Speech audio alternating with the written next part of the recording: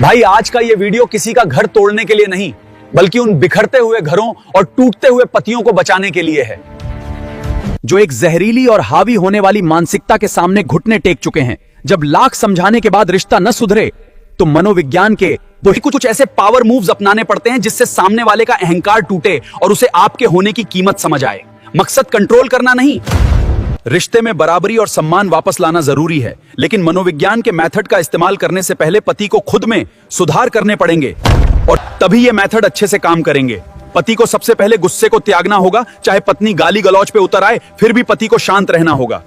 अच्छा और ताकत देने वाला खाना खाना शुरू करो, शरीर को मजबूत बनाने के लिए जिम ज्वाइन करो या सुबह रनिंग की आदत डालो। जब शरीर मजबूत होता है तभी आत्मविश्वास बढ़ेगा।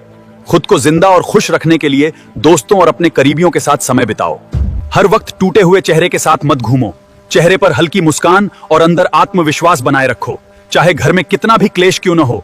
यह काम बंद मत करना। याद रखो, मजबूत शरीर और स्थिर दिमाग इंसान को हर मानसिक युद्ध लड़ने की ताकत देते हैं। और एक बात हमेशा याद रखो, हर फैसला सिर्फ भावनाओं से मत लो, दिल से ज्यादा दिमाग का इस्तेमाल करना सीखो, क्योंकि सिर्फ भावुक इंसान को दुनिया सबसे ज्यादा तोड़ती है। जब पति इतना सुधार खुद में कर लें तो शुरू करें मनोवैज्ञानिक मेथड का उपयोग। अगर घर में क्लेश को खत्म करना है तो ध्यान से वीडियो को देखिए। Number 1, the mirroring and ultimate काम मेथड। इसका इस्तेमाल तब करना है जब पत्नी बेहद गुस्से में हो, लगातार चिल्ला रही हो और बिना सिर पैर के इल्जाम लगा रही हो और घर में भारी तनाव पैदा हो गया हो। ऐसे समय पर ज्यादातर लोग या तो वापस चिल्लाने लगते हैं और या घबरा जाते हैं या खुद को साबित करने में लग जाते हैं। यही वो पल होता है जहां स्थिति और बिगड़ती चली जाती है। उस समय पति को अपनी भावनाओं पर पूरा कंट्रोल रखना है। चेहरे पर डर, गुस्सा या बेचैनी नहीं दिखनी चाहिए। आवाज धीमी, स्थिर और शांत रखनी है, जैसे सामने वाले के गुस्से ने आपको अंदर से हिलाया नहीं है। जब सामने वाले से बिना बहस किए सिर्फ इतना कहें, अगर तुम शांत होकर बात करना चाहो तब हम बात करेंगे।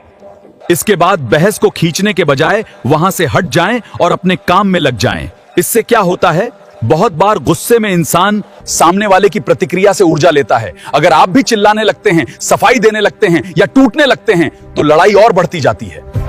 लेकिन जब सामने वाला देखता है कि आप बिना डर, बिना शोर और बिना उकसावे के शांत हैं, तो उसका गुस्सा धीरे धीरे असर खोने लगता है।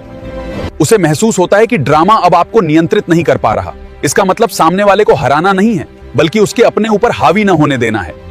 Number 2, the information and emotional starvation. इसका इस्तेमाल तब करना है जब आपकी हर बात में कमी निकाली जाती हो और आपकी कमजोरियों को बार बार आपके खिलाफ इस्तेमाल किया जाता हो, या निजी बातें बाद में ताने और दबाव का साधन बन जाती हों। ऐसे माहौल में हर बात खोलकर बताना हमेशा समझदारी नहीं होती। कुछ बातें, जैसे आपके काम की हर डिटेल, पैसा या कमजोरियां, इनको बताना बंद करें।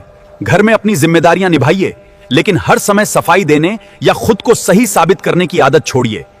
इससे क्या होता है, जो लोग बार बार आपकी भावनाओं को कंट्रोल करने की कोशिश करते हैं, वे अक्सर आपकी प्रतिक्रियाओं से ताकत लेते हैं। जब आप सीमाएं तय कर लेते हैं और अपनी भावनात्मक ऊर्जा बचाना सीख जाते हैं, तो सामने वाले को साफ संकेत मिलता है कि अब आपको गिल्ट, ड्रामा या क्रिटिसिज्म से कंट्रोल नहीं किया जा सकता। Number 3, the concrete evidence rule. इसका इस्तेमाल कब करना है, जब बार बार ऐसा हो कि बातें पलट दी जाती हों, कही हुई बातों से इनकार किया जाता हो या हर विवाद के बाद आपको ही पूरी तरह दोषी ठहराया जाता हो।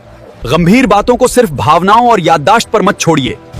जरूरी फैसले, पैसों की बातें, धमकी या बड़े विवाद, इन सब को लिए मैसेज, ईमेल या चैट हिस्ट्री संभाल कर रखें, ताकि बाद में बात साफ रहे कि वास्तव में क्या कहा गया था। जब पत्नी ड्रामा शुरू करें तो आप मोबाइल से वीडियो बनाना शुरू करें।